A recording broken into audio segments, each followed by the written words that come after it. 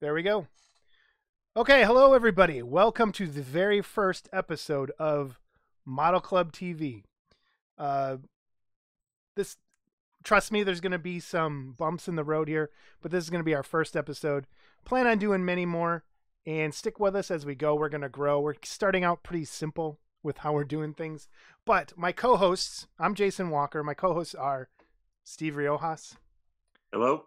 And Scott Johansson. Hello. And you have to say hello, Scott, because this is Hello. also an audio podcast. Oh, hello. I was signing. You can't just wave. It doesn't work that way. Well, I was signing. I was for the hearing impaired. I'm Okay, signing. perfect. Okay.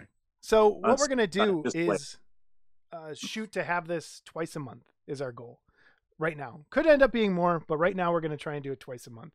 We're going to be covering things such as garage kits, miniatures, hobby tools, casting, the news of the day, and we're going to try and pretty much stay no holds barred when it comes to stuff. So we'll see where it goes. We have the man of the people, Scott Johansson, who we know tends to have his opinion out there, and Steve is an amazing painter, and I just kind of float on by most of the time.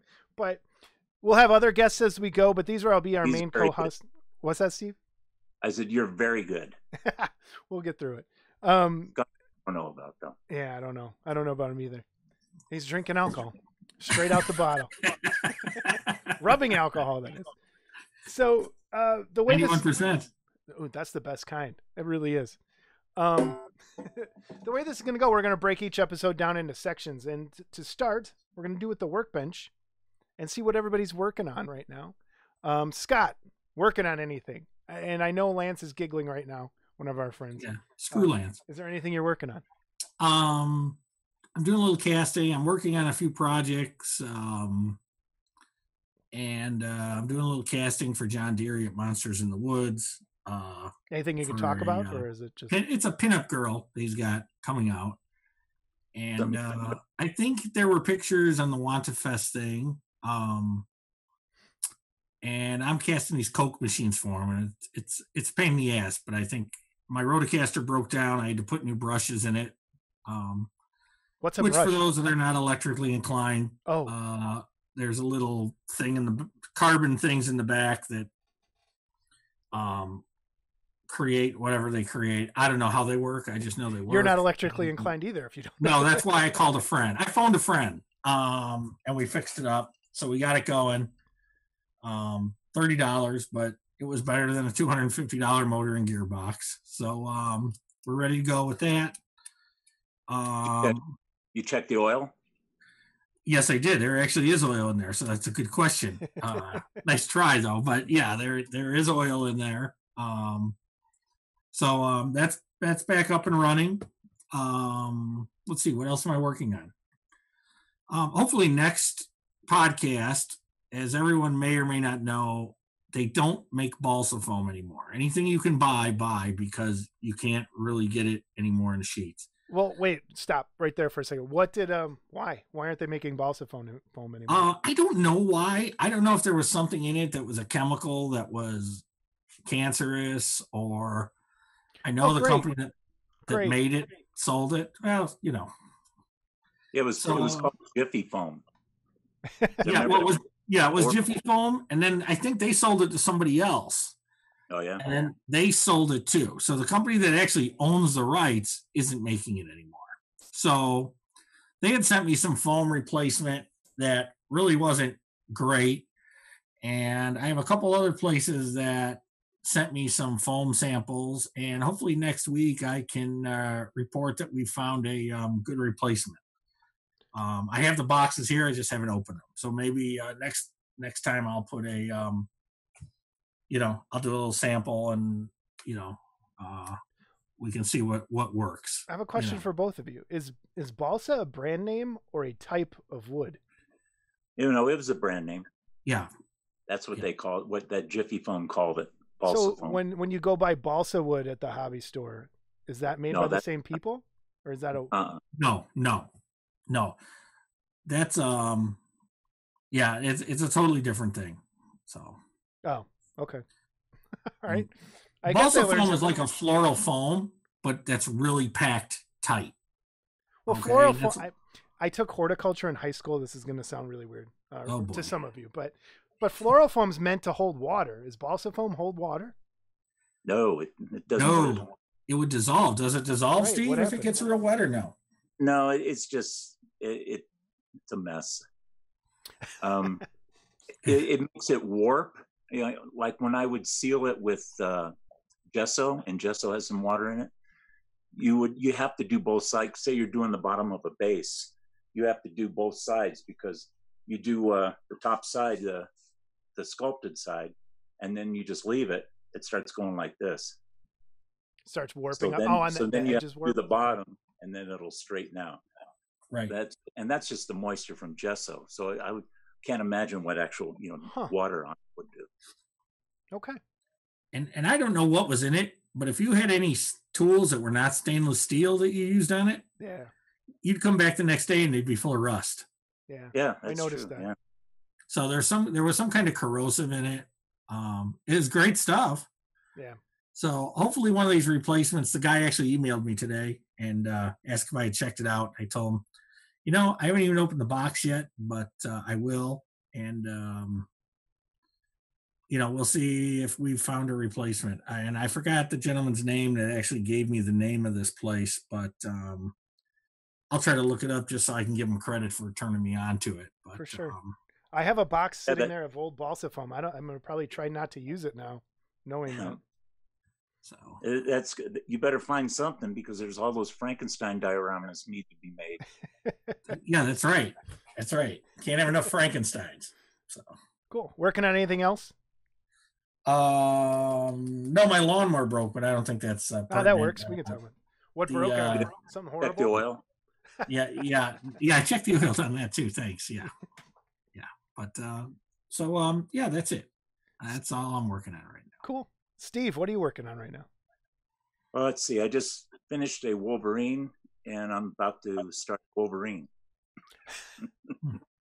That It's sounds fun. From the same guy, customer, Okay. and yeah.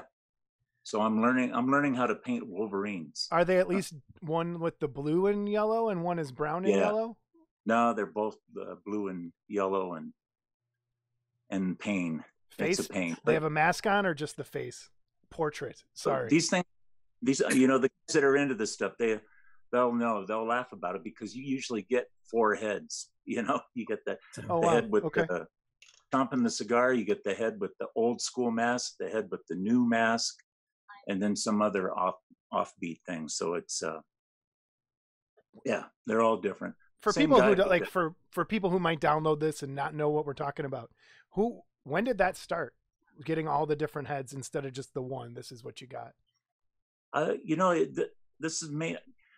I think it started with these guys doing the garage kits of the superheroes, the quarter scale ones. They looked at Sideshow, and mainly Sideshow, I would think, that would offer a swappable head with magnets. Okay. And so then these guys, when they would do their garage kits, they offered the head. They used the magnets too. They're beautiful kits. They're really nice. Yeah. They're easy to put together and everything. Most of them are all magnetic. But I think that's where that comes from, is the way Sideshow used to display the stuff. Yeah, I think you're right. Besides Wolverine, anything for yourself? Anything for anyone else? No, I haven't done nothing for myself since '94, unless it's an article or a model club. Or a model club, yeah. And maybe we should say that. What model club? We'll save that for another episode. What were we going to do? What were we going to do? What we have done and what the plan was. Yeah, model club was a contest we were holding, but we'll get back to that at some point. I am working on, let's see, the Ghost of Castle Moray. Right, Scott? No. It's not Mare. No, what's that little dash at the end then? It's right there. Yeah, that's a misprint. Show us the box. Moray. Right there. That dash. Yep. That means Moray. Then maybe it's Castel. Yeah, it is Castel. I keep messing that up too. I Castel never noticed Moray. it. Castel Moray. So it's all in, I'm guessing French. I don't know. It's not, if it was English, it would be Castle Mare. Yeah, the French were big on torture, Hey, so who isn't big on torture? Never mind. I'm working on that. I'm trying to do it the box art style, which I haven't done since I think 94. 2001 is when I did an Aurora Bride, one of those, like the box I was art. watching your live stream, and it was really liking the way you were painting the light coming through the bars and stuff, the shadows of the bars. It looked really cool. Thanks. Yeah, oh man. I'm gonna start on the red, I think, tomorrow. On the reds. I was trying to just do all the blues first and Thank then work God. on that. Yeah. I know it's so fun to watch. If I see one more blue fucking paint I job, know. I'm gonna go It's nuts. fun. Other than that, working on an orc stampa. I put magnets in there so I could switch out weapons. I hadn't done that in a long time. It's been sitting there for almost 10 years. And what's that? a stampa is a big mechanized robot that's about this tall. But From like a game or? Yeah, it's a gaming miniature. But it's like one of the vehicles. It's like a big walking tank that looks like an orc, sort of, with two giant guns on his side and big stompy feet. Actually, it looks like it's in the shape of a Christmas tree almost, and it's with all these little. You'd love it because it's made out of like scrap metal and all these different pieces. And and the plan is to make it. My orc army is all Halloween themed, so it's all orange and black, and it's going to be all orange and black. And I'm gonna try and make the face look like a pumpkin, and yeah, that's what I'm trying to think. Looking around. Yeah, the orcs were big on Halloween. I'm big on Halloween, and that's all that matters. So, one thing I've been wanting to ask you is there a name for that way of painting? You know, the miniature way of painting. It's kind of illustrative, I guess. I don't know, but it's completely different from what. Sorry. I don't know if there's an official name. There's the OSL is object source lighting when you try and paint something like it's lit from a certain direction. So if you're looking at those guys, that's OSL. There's you'll see NMM, which is the non-metallic metal, which is for us in the garage kit land. It was all new to us. We don't see people doing this where you're painting metallics with flat colors, and the miniature guys, the miniature guys, that's all that's their big thing. And so for me to see that it was new to me to see all that stuff, and it's hard. I've tried it once and it's tough to get right. But I also like metallics. Like I want it to look metal, not like illustrated sometimes, especially like the stuff you do when you're building like a junky looking thing out of like junk metal. You want it to look like metal and not cartoony in a way. But right. I don't know. It's a tough call. Neither way's wrong. They both look really, really cool, but who knows? Seems to work on the smaller scale though better, doesn't it? I think it does. And I think that's the whole point of it, is that when you would use metallic paint, those flakes that make it shiny or metallic, they're out of scale. So they look weird. That's the claim is so, and I think they're right on some of it, but I just like some things to look silver sometimes. I don't know. But yeah, that's what I'm working on. I reorganized the bench, but I'm just looking around like if there's anything else I worked on. That's pretty much up. Finished up some Ninja Turtles, and that was it. So yeah, that's a good workbench for the first time. We're getting the hang of this. So, and I think when we actually end up doing this for real, we'll have little cool inserts and music and stuff for each part. Maybe we'll even have advertisers at some point, but I doubt it because we're hated most of the time. And we'll have guest stars from time to time too, right? Oh, absolutely. We're going to have different people come on. It won't be the three of us every time. We might have other people come in and talk to us. And definitely, I want to have guests on quite frequently, so it won't just be us. And we're going to try to have a topic of the day, which we'll get into here in a couple seconds. But the next section we're going to call news and reviews. So let's just kind of go around the table here. News would be anything you've seen cool coming out, anything you saw on the internet, anything you saw on Facebook in a model group, a magazine, and then reviews. If you got anything you want to talk about and just give a quick review, a good shout out, we'll go there. So Steve, any news, anything you saw that looked cool? I'm the worst one that asks because that's why I started with you. I'll be nice and quick. Yeah. No, nothing. I'm the same. I'm trying to think. I haven't been. I go in there and paint Wolverines, and then I come back out and I don't see anything. I haven't seen much new. It's hard. I think most of our, maybe this is a critique on where we are as a hobby. Everything comes from Facebook, it seems now. I don't go to the clubhouse anymore. So if for some reason I haven't clicked on me neither for some reason. Yeah, I wonder why. Oh wait, maybe you have. I don't know. Anyway, if you don't click on certain model pictures, Facebook doesn't shoot out as many model pictures. I don't get posts from certain groups after a while. So I see a lot of miniature stuff, and only once in a while I'll get a garage kid show up. But I'm trying to think there's a couple. Scott, go ahead. You talk, and then I'll remember where I was going to go with that. Well, do you want me to start with the one you're going to put pictures go of? ahead. I'll mute myself, and I'll pull that up. You got an official review, right? We do have an official first review here. Yes, so I'll tell you when it's up, Scott. First review. And it's also new to you. It is up. So, Scott. Okay, so I got this in the mail last Friday. I was number 20 of the first 20. So, what is it? Even in the first you have 20, to say what it is. I'm scraping the bottom of the barrel, and that is a Pestilence Lab Aurora box art tribute kit of the Glow Wolfman. And when we say the Glow Wolfman, it's because for those of you that aren't familiar with the Aurora kits, the original Wolfman had a different box art. Okay. And when they came out with Frightening Lightning kits in 1969, and then in 72, when they switched to the square boxes, they used the artwork that's similar to the kit that's showing. And Mark Worthling of Pestilence Labs had Jeff Yeager sculpt this, and this is a continuation of the old Monsters in Motion line, and this is Mark's third one. And as you can see from the photos, that's pretty much what I got. That's the castings were beautiful. The sculpt is beautiful. You can see that little skull there. It's a little hokey, but that's how it was on the box art. The tree was really cool. It's cast. It's an open face pour, but it's still cast. That thing's got to be a pain in the rear end to cast. For people like me, what's an open face pour? Okay, so an open face pour is you don't have a two part mold. You have a mold that's just flat, and you pour resin in, and the back is just flat. Okay. So there's no back to that tree.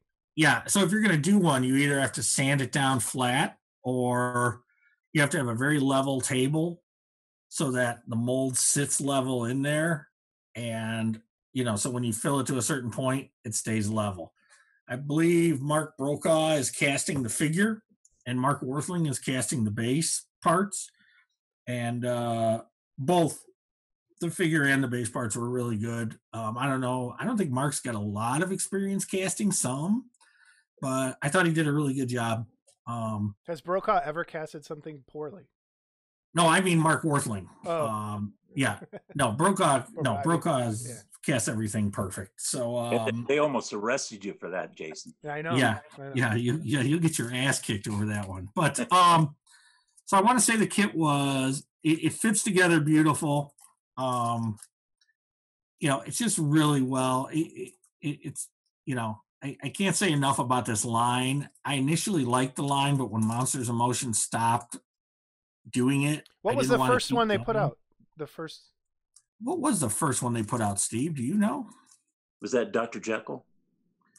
I don't know which one was actually first. That was one of them. Yeah, the Bride was up there. Okay, and the Bride is beautiful. The Bride was the first one I bought. And I think Steve did you recently get one, Steve, or did you? Yeah, I did. I got a bunch of them. And a couple months. The Bride was good. And I will say this, Jeff's sculpting has gotten so much better since when he first started doing these. So these last three he did for Mark, the Creature, the Hunchback, and now this one, they're phenomenal. I almost wish he'd go back and do them all. So I think the Witch is in the works, and I think that's really going to be cool because I think Jeff can go kind of crazy I'm gonna pull it on the down. base. And then after that, we got Godzilla, I think. So, well, wait, hold on. The Witch. Wait. I want to go back a second. The Witch. That is it going to have tons of parts and shit? You think? I think so. I think so. It's not going to be to the. I don't know that it's going to be, and that really, maybe we could get Mark on here to talk about it. one of these times. But it's it's going to be based on the box art, so I'm sure there's going to be a lot of goodies. There's no doubt about it. Cool. That might be the first one I get, actually. Yeah, not to the extent of the home cooking that Jeff did for Tweeterhead. Oh, I want that. But that was insane in a number of parts. Did you build one of those for someone, Steve, or did you see? No, I haven't. Yeah, that thing had like almost 100 parts, I think, if I remember right. That's one of the coolest things I've ever seen. So, and then Mark also made this one. I didn't choose the option, but you can choose the option. I think it's another $30 or $35, and you can get a glow head, glow hands, the skull, and I think there's a rat on the base, so you can get those all glow if you want. I may paint mine glow. If the picture's still up, I think the one that's there that looks like it's glowing is actually painted. Yeah, it's actually painted like that. It's not actually the glow parts. So the kit was, I believe, shipped. I don't want to quote wrong, but I think it was $203 shipped to me. So cool. Okay. And comes with a certificate of authenticity. Mark likes to throw in extra goodies. There's a little Wolfman sticker in there. Some box art that I believe Norbert designed. I believe Mike Rutherford is the guy that did the build up on the box art. I could be wrong on that, so I don't want to say for sure, but I think that was it. Maybe you'll get beat up. And maybe I will. So I got that. All right, are we off now? Are we off? Yeah, you can. No, you're all. You guys stayed the whole time. I was the only one that went. All right, so I got this a couple weeks ago. Now this is just a stupid little Fred Flintstone kit, and there's a guy out there that does these. His name's Jason Peltz. And for our audio listeners, how tall is that? That's a good question. Hold on. Oopsie. I mean, you could have guessed. Oopsie. I had a tape measure here. Mr. Perfect. Oh, it's right here. So this Fred Flintstone, he is approximately 6 3/4 inches tall. Cool. Okay, and he's fun, And I think he was $80. I think he was $80. Was it one? It looks piece? just like the Marks one. Yeah, he does look like the Marks one. So pick that up. I do have, and I'll show it next time. I think I have. Norbert's supposed to be sending me the Dracula he just came out with, based on the Mad Monster Party. And I've only been trying to get one since September, Norbert, if you're listening. But I think I have one on the way soon. And well, did you buy it? Yes.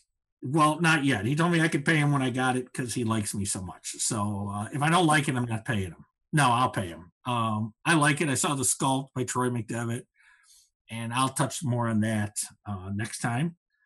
So you guys also, for those that didn't see, so recently Atlantis made the announcement they're re-releasing the Forgotten Prisoner of whatever it is, Castle Mare. Okay. And they're doing it in the, but they're releasing it with the glow box art, the Aurora glow box art. Oh, cool. And I think it looks like they're going to keep going with this way. So they just showed a picture of the Godzilla. So I have a feeling this will be the next one. Okay. And although it won't say Aurora, it'll say Atlantis there. But I think this is the next one they're going to do is release the Godzilla. And what is that, a little miniature box? Yeah, there was a guy on eBay was selling these, and they were really cool. And hold on, see if you can hear it. So he puts a little plastic in here and shrink wraps it. Okay. Oh, so it just sounds like it? It sounds like there's a kid in and it? it was, I think these were Those like are perfect for you. Nothing to ever build. I know. It sounds like a model. Just stack the box. Just stack the boxes. And then, it gets even better. Look, it even came with mini instructions. Oh, that's awesome. But they weren't in the box because it's sealed. No, you're right. They weren't in the box. Those came separate. Those are cool. And I don't know if the guy's still on eBay selling them. I think he did the long boxes too. I think it was like $50 for a whole set of those. And then he did long boxes as well. And I was waiting for him to do the monster rods as well, because that would be cool. But, they were really small, like the size of $1. And I just picked this one up just because I wanted to see how the quality was. And it's not bad. It's not perfect, but it's not bad. So it's pretty cool. So we got that. Do I got anything else laying around? Oh, and I was going to touch on this. It's cleaning my garage. Talk about things we were working on. I was working on cleaning my garage for this. That's a big thing for some people. Yes. Well, and Jason has seen my garage, so he knows what can happen in there. Okay. And I found a bag or something that must have come from a Wonderfest, and I believe this was the last Wonderfest that. Wait, can we stop there? You get so much stuff at Wonderfest that you just have a bag laying around from Wonderfest that you. Well, it was given to me on the last day. And you. Okay. Wow. Okay. So, one of the traditions, kind of the last few years I had, Steve and I would go talk with Mike Parks and his wife Danya, and we'd have breakfast with them and stuff. And Mike would sometimes, I was doing some casting for Mike, so I would just trade him for whatever he had, Mm-hmm. And like I've got up here, I've got a Wonderfest plaque and stuff that I traded, for some stuff. So anyway, man, Mike was a very generous guy, and Steve was there. And if you've ever been to a show with Steve, I don't think Steve pays for anything. Okay. He just, everybody just gives Steve, oh, here, Steve, you want these scissors? Okay, here you go, Steve. Thanks. I remember being there. So anyway, Mike was doing this line of things that I don't even think a lot of people ever really saw. They were these little pumpkin, what would you call them, Steve? Just little pumpkin decorations, Halloween decorations? Yeah, little Halloween things. And so here it is. And I found this in this bag. And I'm pretty sure Mike gave this to me the last time I saw him alive at Wonderfest that year. And so it's kind of really cool. It's kind of like he gave it to me again, 2 years later. And so now I got to paint it. Yeah, you do. So, you do need to paint that.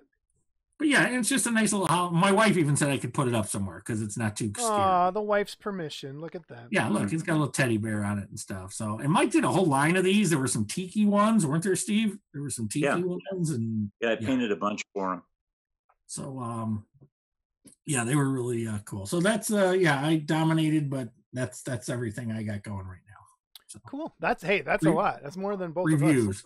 Yeah, it's more than us. So I think the only thing I got a new wet palette that I was trying. And that's nice. It's from Army Painter. I did a review over on my regular personal YouTube channel. It's very similar to another wet palette that I have. Again, I said this, I tend to throw money at problems instead of trying to fix them. And the other one I thought was drying out too quickly. So I saw this one and figured I'd give it a try. So it's working pretty well. It's not drying out. I like the paper that's on there.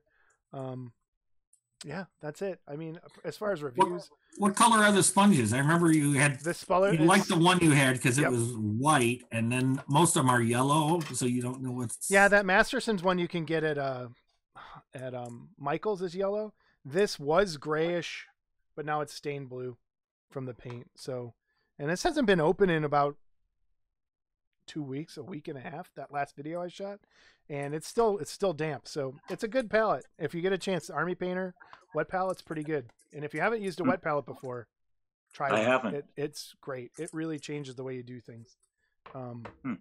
It helps quite a bit. I've all these years I've used a paper plate. Yeah. And half a bottle of paint. Right. It dries out. So the paper, and you know this, and for people who are new to painting, if you're using paint, like a paper plate or a card or anything, water is constantly being sucked out of that paint by the paper. So it dries it up 100 times faster. And the miniature guys been using these wet palettes. You can make your own, you can do anything, but I love it. I don't know how I did anything without it before this. And that's probably because I don't use my airbrushes as much as I used to, and they're collecting dust. And I don't know. I like using a brush now more. But other than that, I didn't really see anything new either. There were a couple bust things, but that's going to bring us. Well, I'm sure there's a ton of stuff. We just went blank here. Yeah, we did. I think we did. But the bust thing brings us into our topic for today. Bust versus full figures. And what happened? Because I think, and Steve, you brought this up as a topic. It kind of jogged our memory when we were doing our WantaFest stream. Terry mentioned way back in the day, you couldn't find a bust in Wonderfest, Right. in the contest, anywhere. And now, if you look at that Wonderfest or the WantaFest contest, it was dominated by busts. So that's our topic. What's better? Why are they popular? What do you like to do? What do you think? Where are we with bust versus full figures, scale, that sort of thing? So let's have that discussion. Steve. Right. I will start. Yeah, bust or full figure. What are you? I would tend to go with full figure just because you can do stuff with it. You know, I mean, you get a bust. I think that everyone's going bust more because it's for painting. So it's a painting thing. You set it there and you paint it, and it's you concentrate on the face. Whereas when with a figure, it leads you more towards building, changing this, changing that. That's what I like to do. Change the arm, the position, put a little scene around it, that kind of stuff. You can't do anything like that with a bust, really. You know, I mean, you can make a little stand for it, but so I think the busts lean more towards painting things rather than modeling. And I think the full figure would lean more towards modeling. I agree. I think that's right on, dead on point. Would you remember what the first bust you ever got, Steve? Oh, no, I don't. Oh, yeah, I think I do. It was that Steve Wang did that. It was like a creature from the Black Lagoon. Horizon, was it? Yeah, I was going to say, that's the first one I got too, I think, if I remember. And it was vinyl? Yep. I think that was it. I don't know how long ago that was, but I think that was the first one. Steve Wayne Gilman. Yeah, it was towards the end of Horizon, right? Like when they started putting out all those superhero kits and a couple other ones. If you guys ask me, that's going to be a tough one to answer. Yeah, what was your first bust, Scott?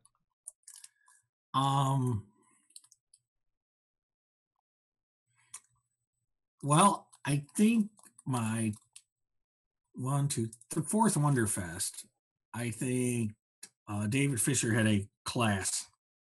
No, it was my fifth Wonderfest. I'm sorry. No, it was my fourth one. Oh, geez. And it was a John Dennett Frankenstein bust.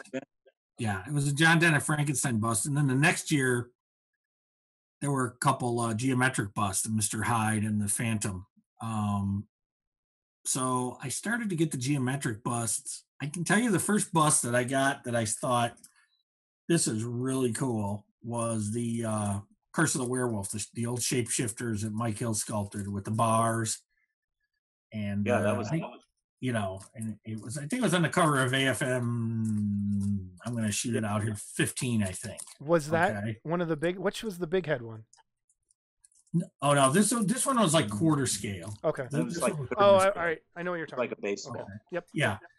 And you know, I'm not one of those people that hates busts, and I don't. You know, I agree with what Steve says. Is that it's a painter thing, and you can do it quick too. It's an afternoon for a lot of guys. You know, it is fun. I'm not knocking. Now this is one I did that Steve taught the class. What do you think we finished, Steve? Steve and Dave Prosser, I should say. Mm-hmm. Scott's holding up a creature from the Black Lagoon for the people. Yeah. It was a Monsters from the Woods, Jeff Yeager creature from the Black Lagoon bust. And shoot, I think we were all done in about 7 hours, weren't we? Would you say? Yeah. Because we were done early. Clock. It was like what, 9 to 4. Yeah, you know. So and we had lunch in there. You know. Mm-hmm. So yeah, the bust goes now. So let me ask you guys this question though about busts. So you have busts like this, quarter scale, whatever, you know. And then I know Mark Brokaw has done some that are like half scale or, you know. Big heads, yeah. And then you got the big heads that are almost full scale, you know, or you do have the full scales like George Blackheart's wall hangers and 360s. So do you guys see a difference between the big ones and the small ones? Like Brokaw always has a little cool base with his, you know. And George's are more hang on the wall, you know, and there they are, they're cool. But is it a different, I don't know, is it almost a different genre, the full size stuff, as opposed to the small ones, or do you think it's still the same? It's still busts? Yeah, it's still busts. It's still busts. Yeah, more detail. You can really get detailed in it, but same thing. I think. You know what I Yeah, find go ahead, is Steve. that I'm sorry, but doing a full size head and doing one of those quarter scale heads, roughly for me, it's about same amount of time. Wow. It doesn't make a difference if it's full size or not, because you just sort of scale it out. You know, it's how I used to paint the dinosaurs. Is I just look at it as a model kit like this big, and then just paint bigger. But the time frame went just as quick. Really? Would you do more with a full size though, like with say eyes or? Oh yeah, you definitely the eyes or the skin. You know, doing texturing and stuff on the skin. But I think they make a bigger splash as well. Like if you're one of those people that really likes to display your stuff, when you have a 1/1 scale face hanging on your wall or bust on a shelf, it is an attention grabber, and I think that's another reason why I think those are very popular. That especially for collector guys that are like, well, here's one of every Universal monster head, and everyone who walks into this room instantly can see him. And I think as for a collector side, I think that's a really cool thing about them. As far as painting goes, it's the same. Yeah, what you were saying earlier, it takes, for me, the fun part is building more than anything. I think sometimes I like to build things more than I like to paint things a lot. And that part of it is gone. The modeling part isn't there. And right. That's kind of left. Yeah. I like paint. I don't want to say I don't like painting, because that's part of it, but they go hand in hand with me. And if it's a bust, you're right. It's something you can knock out in an afternoon, and I can just kind of put in my hand, work on it. You could try little new techniques and things, and you're not wasting a lot of money on something small. But well, and I can tell you too, from a caster's point of view. I was going to ask that. Okay, this is 2 pieces. Okay, I'm showing the base and the head of the creature. Okay, we talked about open face pores. That's an open face pore right there. So this is a mold that is just, when the master is glued down and a wall is built around and you pour your rubber, that's it. So when you're pouring resin into it, this is an open face port. This is all smooth here. Okay. And it just settles in, and that's it. You pop it out. There's not 2 pieces. Now this would be a 2-piece mold. Okay. But still not a big, not a big endeavor. So basically you could cast this thing in under a half hour. You could cast one of these easy. You could probably cast the actual time casting about 15 minutes. So Scott, how much would you say it's a forced popularity by producers wanting to save time and money and only produce busts and kind of force that on everybody? It's a big time. There are producers out there that pretty much only do busts. Okay. I don't want to mention one's name because he'll get mad at me, but he primarily only does busts. He's done a few figures. And that's where a lot of people are. Some guys do both, but busts have become the flavor of the day. Keep in mind, you go to a model show, you buy 5 busts, you can throw them in your suitcase, no problem. True. Okay. You're not shipping them home. You're not doing all that. A lot of characters, to me, don't need the full figure treatment. One that comes to mind was the Willy Wonka that came out a couple of years ago. I got it. Angelo was the guy that put it out. I forgot the name of their company, so forgive me, guys. But Willy Wonka with his top hat and his fluffy thing. Do you really need the rest of them? Okay, so that to me is a good place to do a bust. Okay. Sometimes the figures are boring. If it's a t-shirt jeans guy, maybe a bust would be cool. But Willy Wonka, he's wearing a cool suit. You could do cool little background with some cool flowers and candy and weird you stuff could, going on. But I'm saying you could get away with just the bust is still cool and recognizable. And now there's guys out there that just hate busts. But I agree that the popularity of busts, I don't think so much is about painting. I think it's more about what you just touched on. They're cheaper. They're cheaper to produce. You can buy them cheaper, so you get more for your money. And they're not as expensive to hire someone to sculpt a bust, and it's just kind of gone that way. Ease. I think a lot of it is ease. Steve, do you think a lot of people just don't like building things anymore? Oh, probably. It's easier, and I mean, the truth is, the characters, the face is the character anyway. So I mean, doing like say you do like one of Mark Broka's big heads, that's pretty much the character, and it's almost like a movie poster the way he has the nameplate and all that. So they're really beautiful pieces. I don't want to say that I don't like them, because I do like them. Painting them and stuff is really nice, but that's all you have to worry about is painting them. You don't have to worry about building or modeling, going any farther than just doing a nice paint job, which is nothing wrong with it. It's just it stops there. I think I was wrong. I think I realized my first bust, large scale bust, was, and I can't believe we forgot this guy, Michael Burnett. His line of busts, those were in the 90s. So those big scale, that Wolfman, the Gunslinger, that was one of the first ones I did. And the Frankenstein, he had all those really cool busts. And those were back, I remember seeing those at Resin Heads, some of those. Mm-hmm. And so those have been around. Yeah. So he's one of those guys. I got that caveman up on the wall. Yeah, he did. Yep. That caveman? Mm-hmm. That was a cool, yep. Got that from Rob. So it was and George. I think somewhere in the stash is the creature, his version of the creature. Yep. That's and this demonic, that really big demon guy that had his that was huge, that a lot of people, I almost had one and it fell through. So it was Michael Burnett, George, who else was doing busts back then?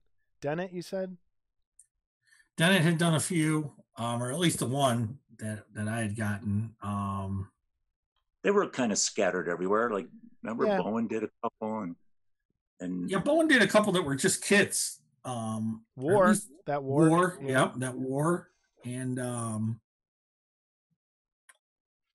it's and I don't know if this took off from the superhero stuff. Kind of, I don't know if it did. I mean, when Bowen came out and did his line of busts, then all of a sudden, there was a line of Resin Pimps did a lot of superhero busts, and that started. Now he's kind of gotten away from that, but it's busts. Even John Tucky had a bust or two, didn't he? What do you have? A Werewolf of London, Steve? Yeah, that was like a Famous Monster cover thing, which I thought was a pretty good idea. And so yeah, I think busts have just become easier. I really think it's just easier. It's easier if you don't want to build. It's easier to just paint one. It's easier to cast. It's cheaper to cast. They're easier to ship. They're less expensive to ship. They're easier to take to a show. You could fill your van with 3 boxes and probably have stock for a show with busts. Yeah. Okay. On the miniature side of thing, I mean, there are so many companies doing busts, and I mean, for them, that's the large scale side of it. So they don't see. Yeah, that's large scale is like 6 scale. Huh? Yeah. Yep. Totally. And that being said, in the old days, busts were cheap. Jimmy Flintstone did a lot of busts too, if I remember right. Still has a lot of busts. Yeah, he does. He does. But in the old days, busts were cheap. Remember Ed Balkley had $15 busts and stuff like that. Where now, like this bust I just showed you here is $60. Yeah, like a lot of those guys were just using their leftover resin, right? Like, oh, let's just do a quick little. Oh yeah, they dump it in. You'd have stripes of purple resin, and it was. I refer to my friend Robert Tundy's shoemakers, because you'd have these rainbow dump molds. But it's so as bust grew in popularity, amazingly the price went up just. Of course, yeah, it did. And now there's people selling $125 busts, and they put little better bases on them and stuff. But it's So we haven't talked about. Go ahead, Steve. Oh, I really like those girl busts that George is doing. What are they, like half scale ones? That there was that girl with the seashell head and the metallic girl, and now there's a Medusa. I thought those three are pretty cool. Yeah, those do fit well together. I mean, And they're new. nice. There's a lot of nice busts out there. There really is. Good sculpture. And I think that's another thing too. I think sculptors can really get in when they're working on a bust. It's easier for them instead of doing a full. That's kit. the meat and potatoes. Is their head? Is the character's head? So I can see that with the painters too. You know, some of those. Well, it look like Jeff Camp does with the Universal life-size stuff, and he paints some. Who's the artist? Go-Go's. Yeah, and that's or a comic style. That's just beautiful. And then like Rick Cantu did some of those real freaky monsters with all the, you know, him and Jim Lawrence, and when they get going on that stuff. So you can see, you can really take your time and knock them, you know, really do some detail work on that stuff. Not have to worry about his shirt, you know. Right. Absolutely. We haven't talked much about figures. What's your favorite scale? Like if you had to do a figure, what would you, if you could pick, what do you want to do? Steve? Nowadays, I would say 1/8. I lean towards 1/8 now. I don't know why, but to me, it's just zeroing it in, you know, and just still being able to build a base and then all that stuff and still not have it going. And I think I got turned backwards because I got swamped with those quarter scale superheroes that are like the size of a kid, some of them, you know, quarter scale. You have toddlers on your desk that you're painting. Yeah. So I just sort of, now I'm leaning towards 1/8, I think. And because you could still get the great detail, can still do a nice base and it not take up so much room. But, you know, that said, the majority of stuff I have is all 1/6 scale. Yeah. You know, it's. Scott, do you have a favorite scale? Well, I like that Steve wants to go down in scale as he gets older and his eyesight starts to go, well, so let's make it a smaller scale because, you know, it'll be more of a challenge then, you know. I had to get readers and I can't. Oh man, I got those super glasses with the light on them. Oh, they're back there. I got some of those super lights, but wait, there's more. So I actually have 2 pairs of those for another, you know, paying shipping and handling. Okay. I like 1/6. Okay, I have all scales. When I recently did my inventory and I looked at my Aurora kits, I was amazed how small they were. Okay, because when you were a kid, that was all you had. So you know, hey, this is a good size. And then I haven't looked at what scale is an Aurora kit actually? I believe it's 1/8. Okay, so right around 1/8. Okay, would you agree with that, Steve? That's how it's known. Yeah. Right. I mean, I wouldn't know exactly. Right. Now, where there were a few that were different, the Bride and the Witch were different scale and stuff like that, and the Monsters and Movies kits. But so the I think we just got so used to 1/6 scale figures that I think 1/6 is still my favorite. I have some quarter scale figures that I picked up from James, and they're beautiful. But man, they'll fill up a shelf in a hurry. I'll tell you that. You know, they will fill up a shelf in a hurry. So I lean towards 1/6. I think would be my preference. But when it comes to a bust, I'm almost to the point where I don't want a 1-to-1 scale bust anymore. So I like a half scale, quarter scale bust. If I'm going to, is that a space issue as well? Well, yeah. You know, when does it stop? You know, I mean, it doesn't. You know that it doesn't stop. When does it stop? So it's you know, I like the 1/6. 1/6 would be my preference still. Okay. The problem with 1/6, like Steve said, and I'll go back to the Janus Dracula. And I remember when they used to set up at Wonderfest and they had that Dracula with the Bride. And they had that big round pedestal they put it on. And the thing was so huge. I looked at it and go, where would you put it? You know?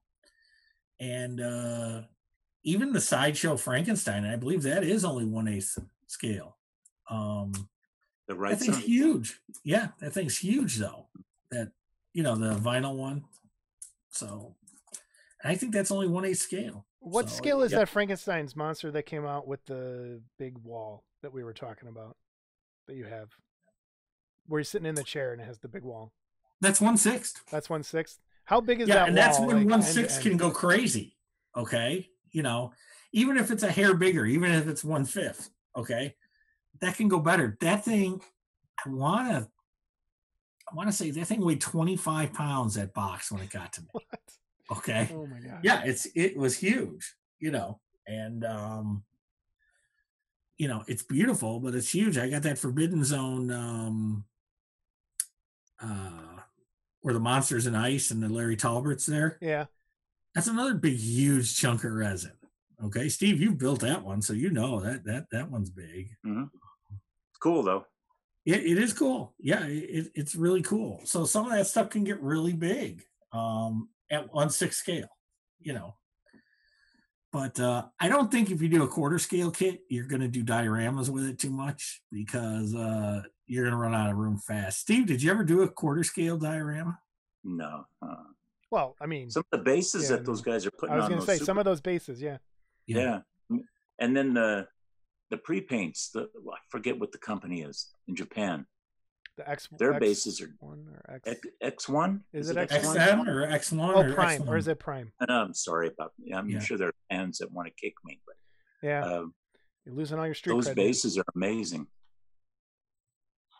I think my first foray into garage kits was the Screamin' kits, and those are quarter scale.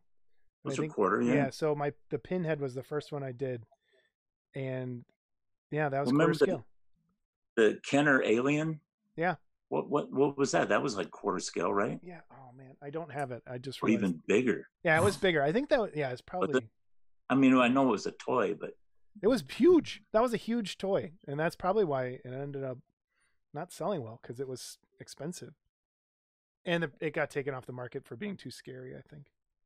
But I think I'm with you. I think I'm down to 1/8. Like, I don't have space anymore. I think those Detolf cases that everybody has. I have 12 of those in a room, and that's all my old stuff, and I can't fit anything else in there anymore. I am completely out of room. So if I keep building 1/6 and quarter scale figures, there's nowhere for them to go. And I would much rather, at this point, busts are always, again, they fit for me because, again, same thing. It's a space thing more than a not building thing. But I think 1/8, or even that's kind of why I went back to miniatures and doing smaller scale stuff. I have place to put it. I am out of space when it comes to display room, and I don't want to get rid of things to put new things out, but that's why you just keep a mint in box, and that way you can fit more on a couple shelves and you're good. Yeah, I did start displaying my boxes. A lot of my plastic kits that I had, I just put the box out. I mean, because that looks cool as it is, like your little Godzilla thing, but it's the actual model. Steve, what about judging? I just thought of this. What about like Wonderfest, the contest, when we had to judge? When you're judging a bust versus a full kit, I always had a hard time with that. Really? I wouldn't pay any attention. Really? I just go by how it looked. Well, I mean, the amount of work that goes into something. Like when someone shows up with a geometric bust, let's say one of those, like the Phantom or something, and you have to put that next to someone else who's spent. And I know you're not supposed to judge against each other when we were doing it before we got kicked off. But that would be more of a model club question, right? Because I think so. You could always just go silver gold or gold, and you'd be fine.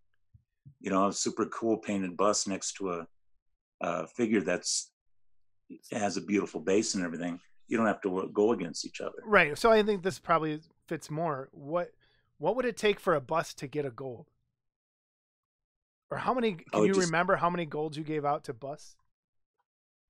Oh, there was a few. I mean, so there were some that you'd see that were just beautiful. Yeah, just fantastic things. One that sticks out for me, there was a Nosferatu, and man, I can't remember the year. Oh, I know which one you're going to say. And it was beautifully painted. It was perfect. But see, that's a larger scale bust. That gives you. That was one of those big ones, right? You're talking about with the fingernails. No, this was a little one. It was quarter scale, and I forgot the year. And I think it was the same year that the first time I saw Jeff Camp, and he painted Rob's Rotundi had a Frankenstein bust. It was sculpted by Andy Burkholz, and that was the first Go-Go's type thing he did. And I looked at that, and that blew me away. I was like, look at that. That's beautiful. And the first one he did was just a little quarter scale bust that I remember seeing. Okay. Do you remember that one, Steve? No. And he had a background behind it. You know, he did paint like a background behind it. So that was, you know, you look at something like that and I go, well, that's a gold right there, you know. And, and go ahead. That being said, if you see somebody who really modeled his ass off, you know, and really did something, actually sculpting, in other words, and paints it well, I lean towards that because I love looking at modeling, you know. I mean, everybody's a good painter these days, you know, pretty much. Yeah. And then there's ones, of course, that the guys that really do stand out, but you don't see the modeling enough anymore, I don't think. Maybe that's what I was getting at. And when you go to Wonderfest and you see the contest and there's 50 small quarter scale busts lined up, yeah, it takes some of that. And that's kind of, that's where when it came in with Model Club, it took away the modeling part. And you do not see a lot of that anymore when it comes to, right. And I think respect them for their work, of course, but right. Absolutely. It's nice to see somebody. You're an amazing painter, right? Like, yeah. Yep. That's the difference versus a modeler, someone who's made this amazing diorama, like a Mike Wallace thing. When you see that on the same table as someone with a horror bust, yeah, it's painted great, but as far as modeling goes, I want to see a modeling. I want to see a model. I want to see stuff made. Mm-hmm. Versus, that is fun, you know, and that goes back towards the beginnings to the old days.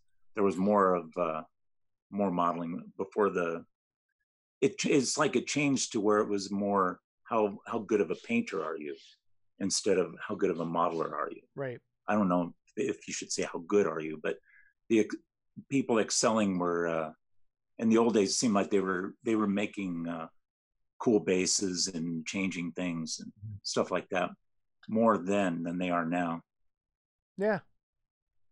Yeah, no, it's a different world. It has changed quite a bit in the I don't say the last 10 years.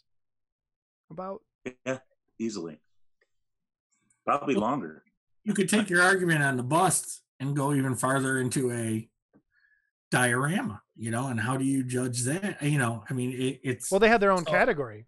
Yeah, and maybe busts should have their own category. That's kind of what I'm leaning toward. Like and they did in the WandaFest thing. There was.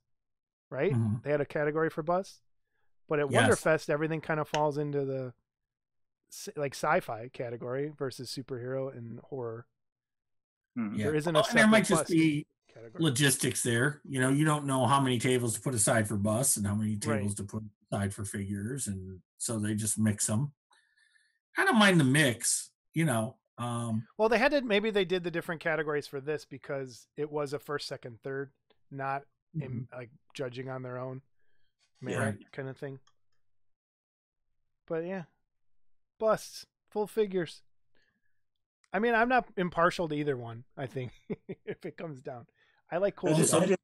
The one thing that really that was fun about the Model Club contest we had was everyone was modeling. They were making so many cool things. I mean, remember that one guy had Jethro Tull inside a amp. Wasn't that an amp? Yeah, it was awesome. Was that Mark McGovern? Was that McGovern? No, it wasn't McGovern. No, it was some other guy. But we got to get our name straight for the next podcast. Yeah. We're sorry.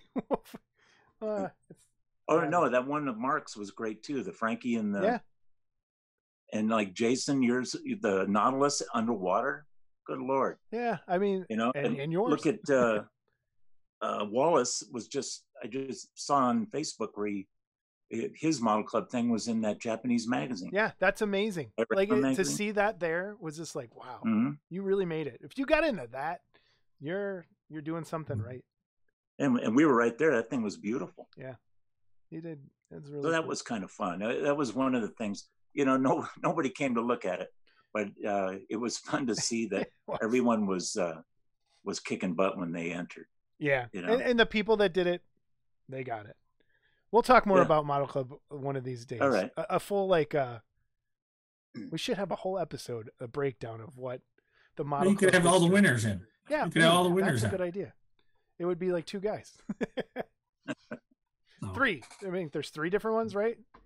Yeah. Yeah. I could be on because I'm holding the trophy right now. I'm like the guy that holds the Stanley Cup, so I've got the trophy. Yeah. So. The one thing about busts on Facebook, the @bust group, if you know what I'm talking about, Steve? No, I don't know that one. It's the @ symbol and then bust. I think you're on there, so you probably just see them. All right, you might see it, but some of the best paint work you'll see on Facebook is on the @bust group. All right. Yeah, I mean, there's some really cool stuff. Some of those military figures. Yeah. Those things are excuse me, those things are what 1/6 scale. And the painting, it's just masterful. Just love it.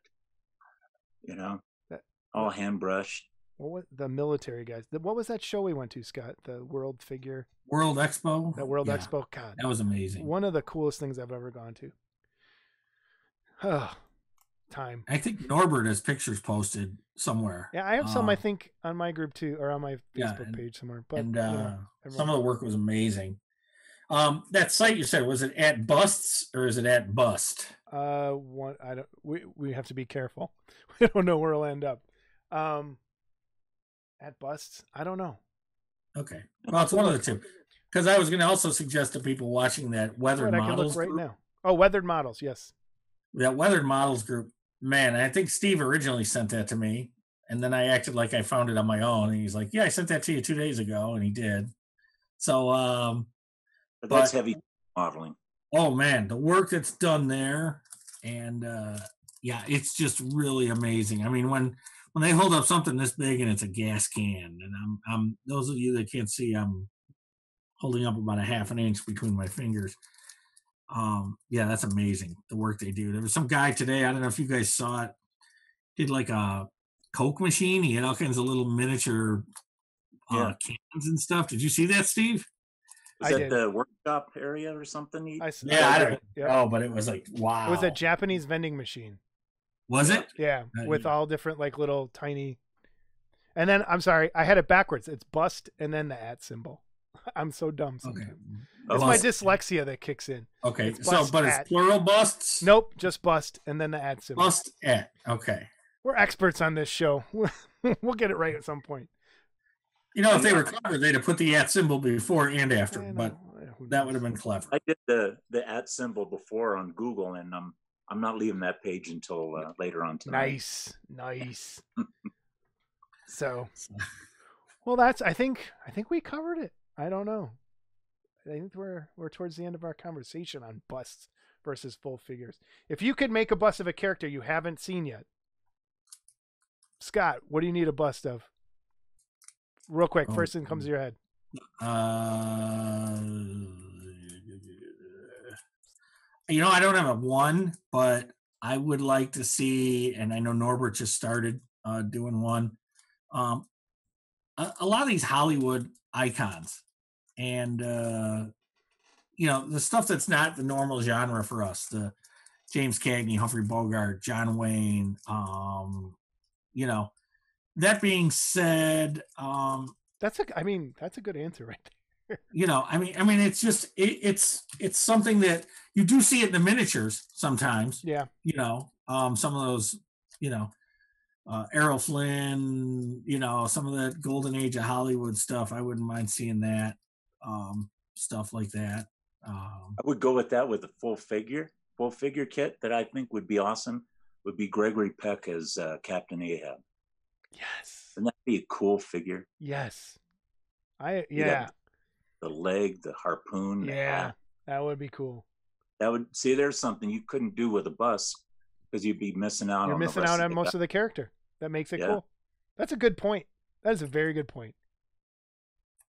And if for a bust, I've been bugging Brokaw for 10 plus years to do a Tor Johnson big head, and he just laughs in my face every time. Why does he laugh? Why wouldn't he want to do that? He just thinks I'm dopey. But that's just one of my favorites. That's I just love that stuff. I just love that 50s stuff. Tor Johnson.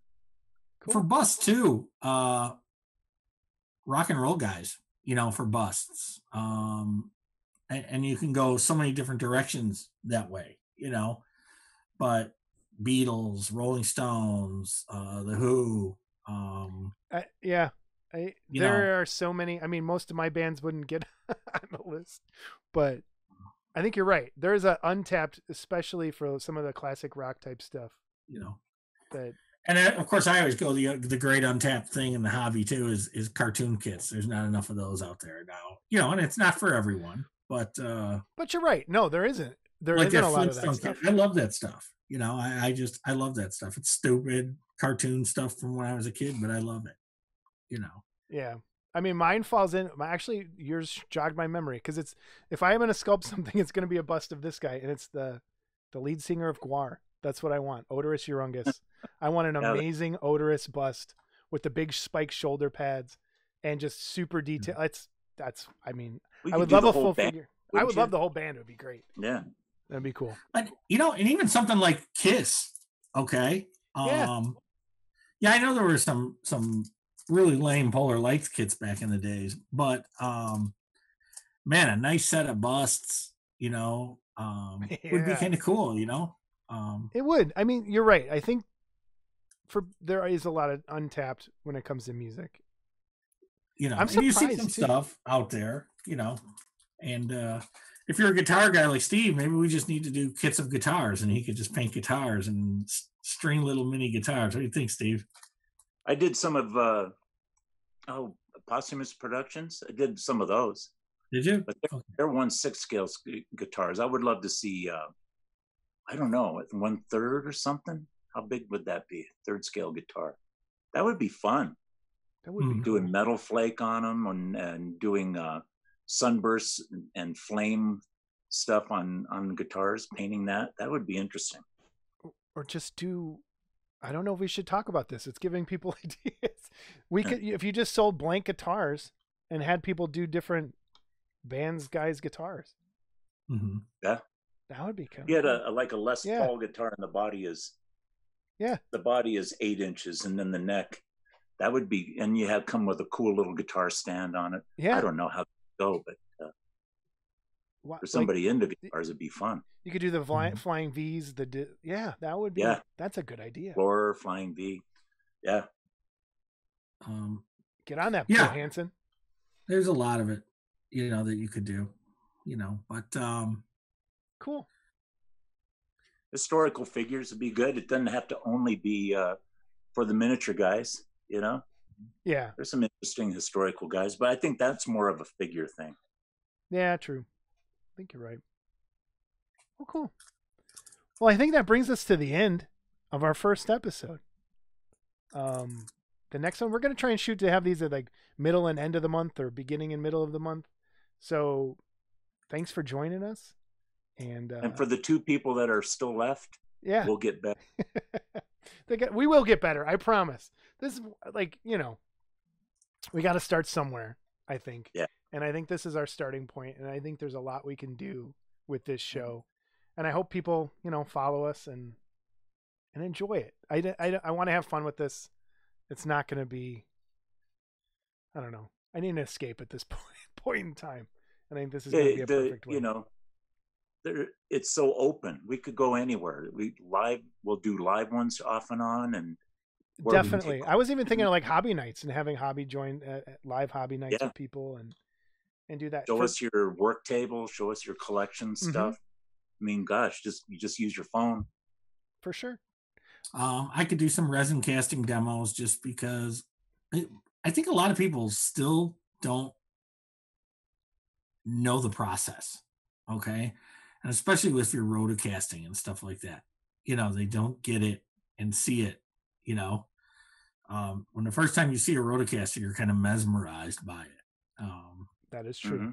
I remember the first time Jason came over and saw my big roto caster and he was like, that's pretty cool. It's, and I was sober. I thought it was cool. Yeah. So, but I think people, if you're listening to this point, I hope you are, please leave comments down below in the YouTube channel or even on the audio podcast site. We'd love to hear ideas for shows. Tell us what your favorite bust is, what your favorite figure kit is. You know, what do you think about it? We'd love to have that discussion in the comments and reach out to us that way. Steve, do you have a link or something you want to plug? What's your personal? Do you have a No, YouTube? I don't have anything. Nothing. Do you have a YouTube I used channel? to have a blog, but I haven't touched that in years, so it's dead. His blog turned into a glob. So, yeah. You know, I thought you had a YouTube channel where you post things. I'm working on it. Working on it? Okay. I'm still a little embarrassed, but I got a couple things. But I got one I'm working on now that I'm gonna have to release. Cool. You know, put it out there and just throw it out there and say forget it. You know. Yeah. No, I feel the same. It's nerve-wracking to do It that. is. It is. Every time I go to paint live, I have to psych myself up for it because I'm like, oh shit, somebody might be watching this, and it does. It adds an extra level of stress.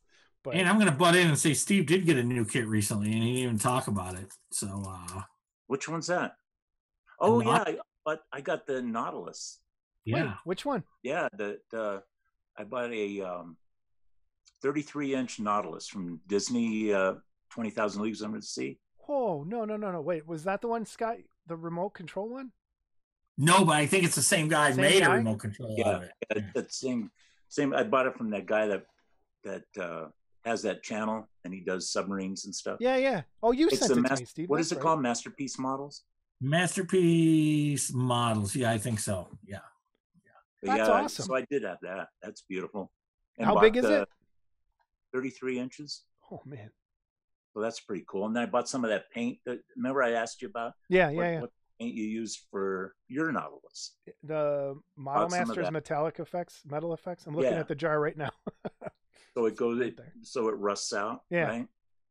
So I'll have It to- smells oh, yeah. terrible. Have you smelled it yet? No, I haven't. When you get I that jar, didn't it know. smells awful. It Really? stinks really bad. But it's cool. Looks it works. good though. It works great. That's awesome. Yeah. So what's that guy's name again? Give him a shout out. I forgot his name. Or I the- didn't. Nautilus Dry Dock. Yeah, Okay, I think. Hardware guys are going to go, Steve, you're just such an idiot. NautilusDrydock.com or something like that. And he does all these remote control submarines. I just love watching the show because he has that one. He did Voyage of the Bottom of the Sea and had that as a remote control submarine. Wow. It's just beautiful stuff. Yeah. Cool. I love that the hardware stuff too. So Yeah, you do. We'll talk more about that another time. You do Yeah. amazing hardware stuff. It's mind bending. go to Mac and Cheese. Yeah. Cool. Scott, anything you want to plug? Anything you're gonna need to say? My ears. Yeah. If I gotta Yeah, watch this plug 'em. again. It's cool. Yeah. That's it. Yeah, I just have my other YouTube channel, and I'll put all the links for things that we talked about. When are you today. going to be on next, Jason? Probably tomorrow. I'm gonna try and be on tomorrow. Which, for this, when this goes up, that might be 2 days from now. I don't know. I'm aiming for Thursday. So thanks everybody for joining us. Please leave comments below. Let us know what you thought and ideas for shows. We'd love to hear them. We're looking for guests as Absolutely. well. We're gonna have people on, and everybody say goodbye. That was it. Take care, everybody. You guys- Signing out.